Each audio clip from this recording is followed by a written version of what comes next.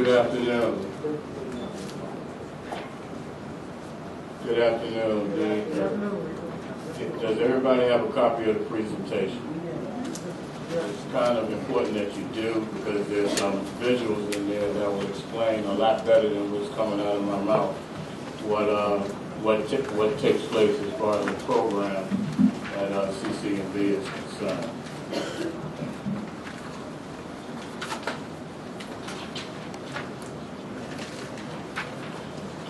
My name is Rico. I am the Executive Director of CCNV. I've been homeless for a couple of years, about 12 years. And I have to admit, 10 years ago, thank God for a place like CCNV. CCNV was a place where I didn't have to line up at 7 o'clock in the afternoon, and I didn't have to leave at 7 o'clock in the morning. But I had a problem with entering the building. I did not like all the promiscuous activity that went on in front of that building. I did not like what was going on across the street from that building, and I thought, like anybody else that had been in mainstream society, had never been homeless before, much less never went to a shelter. Did I mess up this bad? Do I have to go through all of that just to get a bed? And as you all know, as belligerent as I am, I walked through all of that just to get a bed, and became part of the organization. I feel like the person that I am, or what I'm doing, is just a tool for God. Everything that I do is God-led.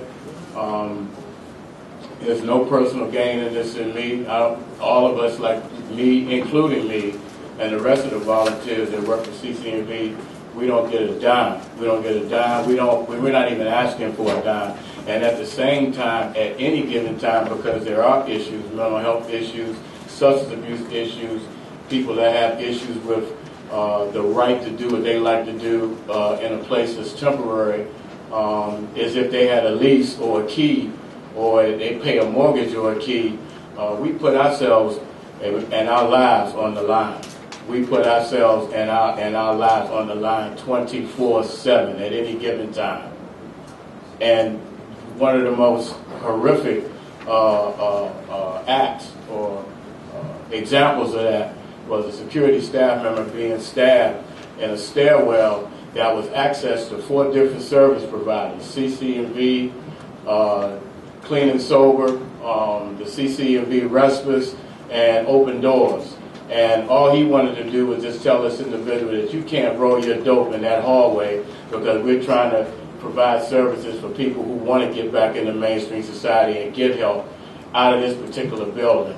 And he took it to another level, to whereas if he owned the building, he had a key, he had a lease, and he was willing to kill to stay in that stairwell.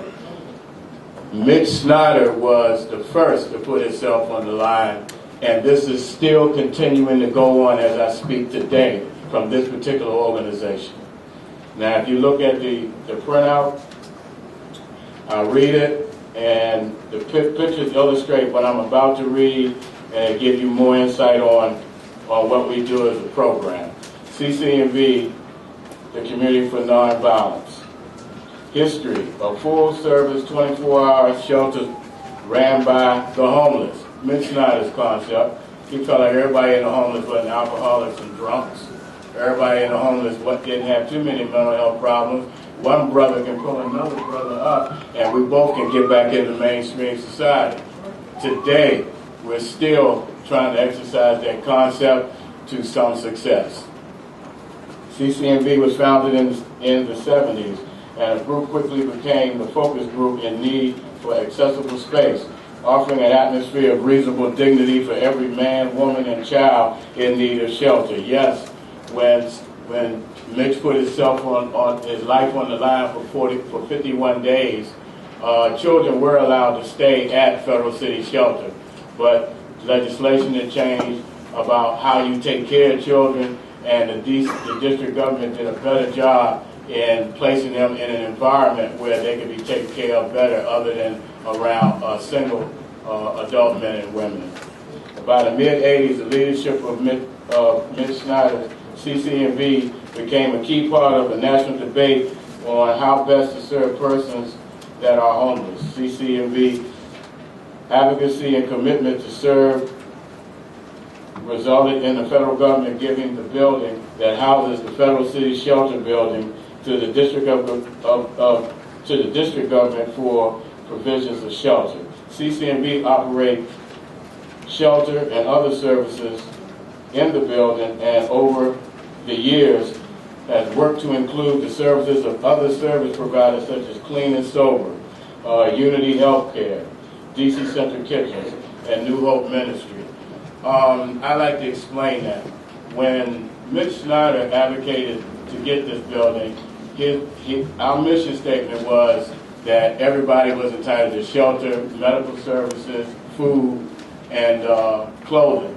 And he worked diligently with some more volunteers, Clean and Sober, Julia Lightfoot is still here, DC Central Kitchens, Mike Curtin is still here. Over the years, we're talking about 25, 30 years ago, to make sure that happened for whoever needed services in this building.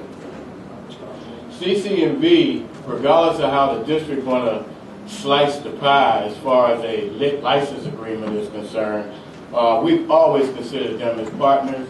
We've always considered them as under the umbrella as far as providing homeless services is concerned. And word of mouth, we will never stop thinking of them as part of our organization. CCNV's mission statement: to ensure that the rights of the homeless and the poor are not infringed upon, and every person has access to life's basic essentials: food, shelter, clothing, and medical care.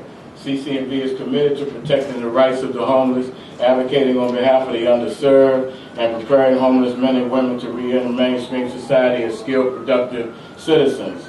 CCNV has occupancy for approximately 1,000 residents. Currently, the average is about 950. When we say 1,000, we're also including the hypothermia beds that we provide for the city's winter plan program to get people off the street when the temperature drops below 32 degrees. The district is clearly, if you look at the country as a whole, very friendly to the homeless community.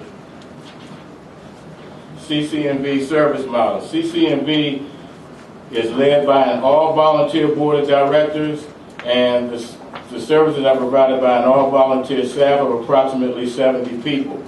That's right, all volunteers. Some of the members of our board of directors are businessmen that have their own businesses, real estate people, lawyers. That, you know, they whatever they can do for the homeless community as far as insight and advice, they come to our board meetings and give us that insight and advice for free.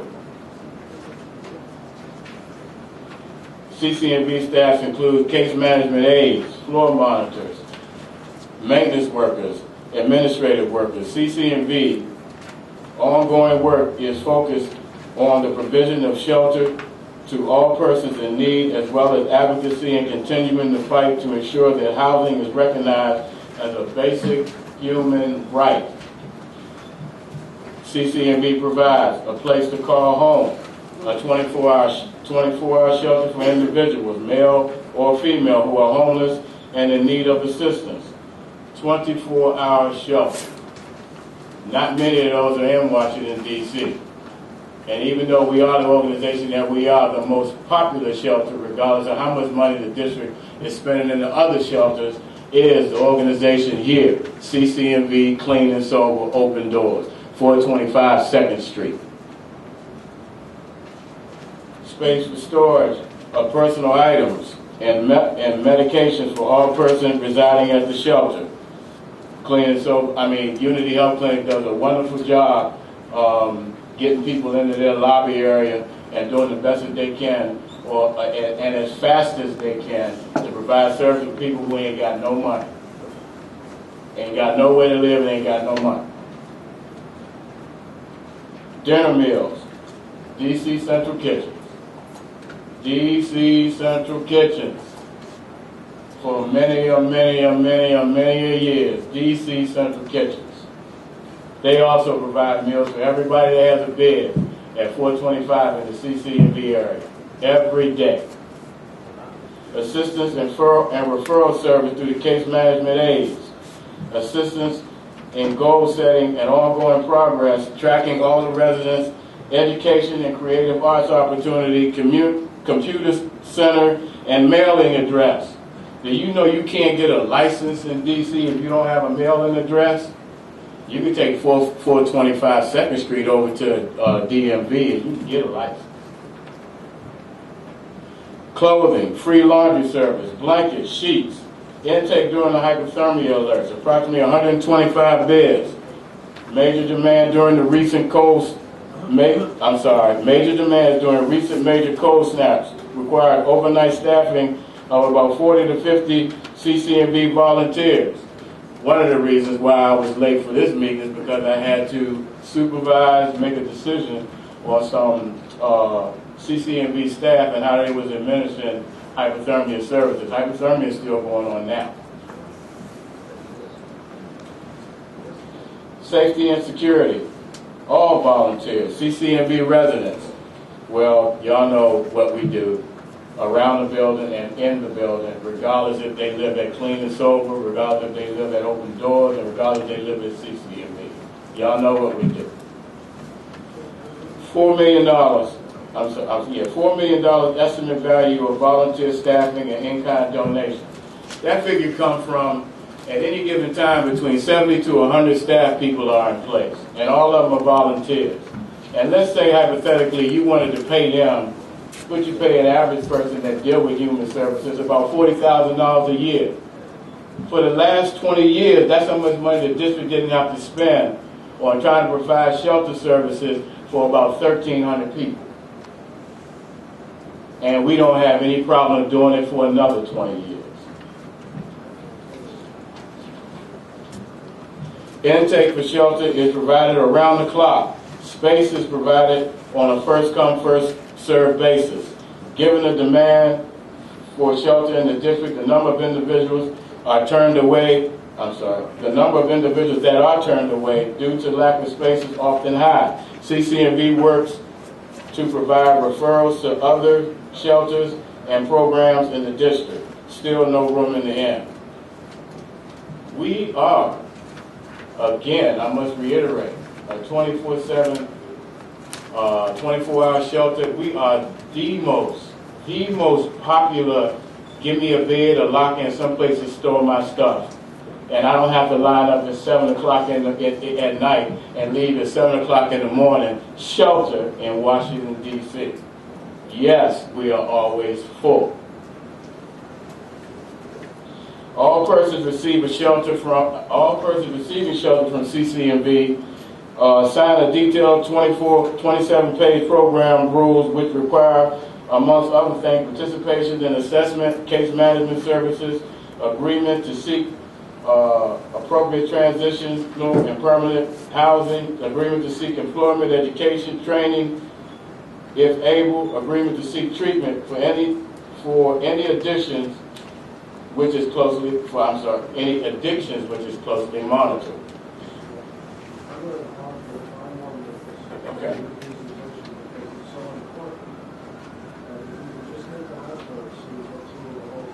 Okay. All right. Some people seem to think the CCNV just runs that shelter on the whim. Well, we don't. We have a program rules, and we ask people when you want a bed, are you willing to agree to these program rules, and we make you sign. And then we give you the opportunity to go to the district government when you think that we're not giving you the right shelter services, and the district use our program rule, which is based on the HSRA Act of 2005, to figure out whether or not we're making a mistake. And if we are making a mistake, we correct the mistake and we move on as far as providing shelter services. But anybody can go over to 421 and lodge a complaint, and many of you have. So we don't have a problem with making them, correcting our mistakes, and we don't have a problem with the district seeing that we are doing what we are trying to do, what we're supposed to do to provide the shelter services for you. I'd like for you to go to the page that says needs.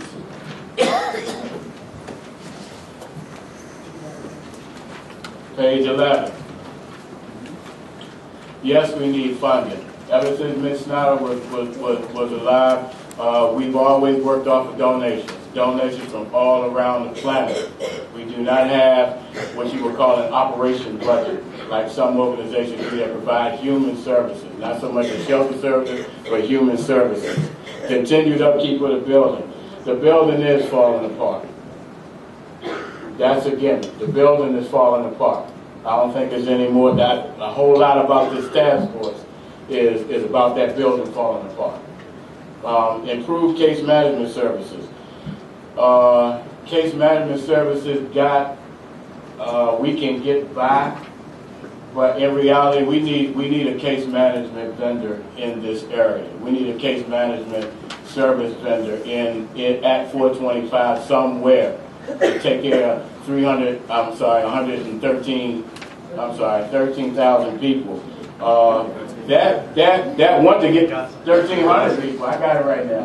That may want to get into mainstream society.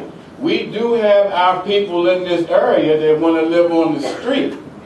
Don't care nothing about our program rules. Don't care nothing about our bed. Just want to hang around 425.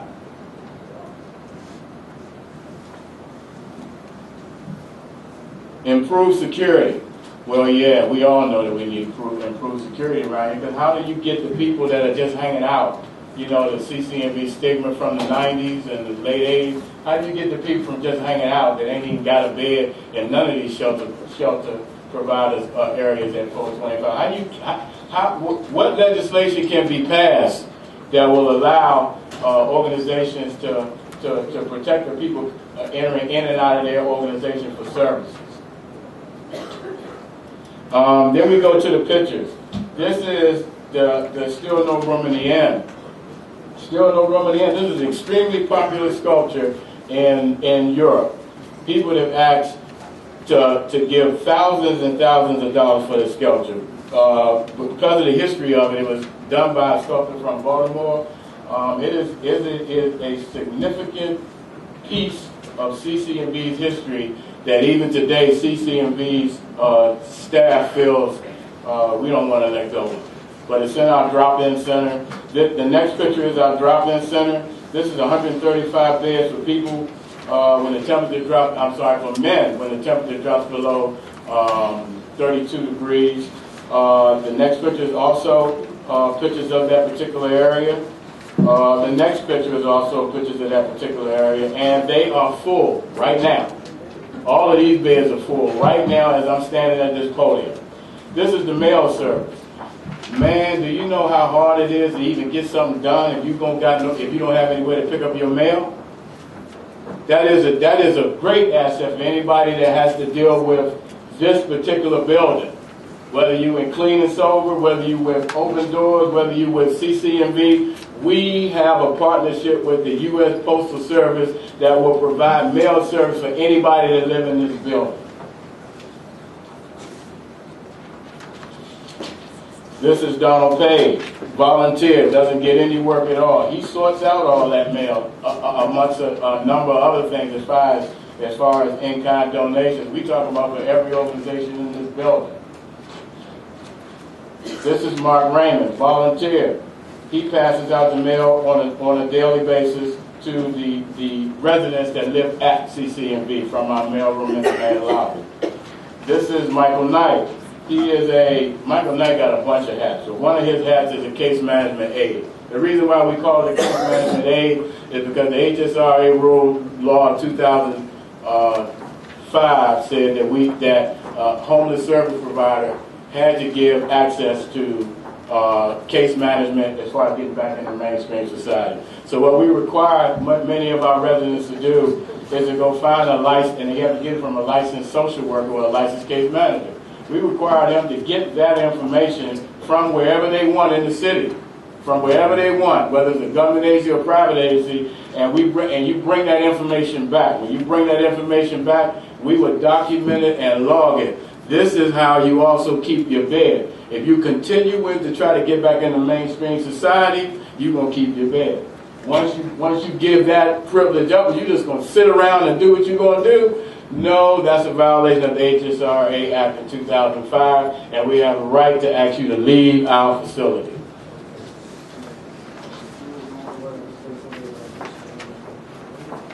That should go all the way. Okay, the rest of these pictures, and the one that you see with the pictures that's in the frames, those are my certifications and licenses. I'm licensed in the the District of Columbia to provide addiction counseling services. I'm certified in the District of Columbia to provide addiction counseling services. I'm certified across the country. I am a national certified addiction counselor to provide addiction counseling services in any state in this country. Thank you very much. Thank you.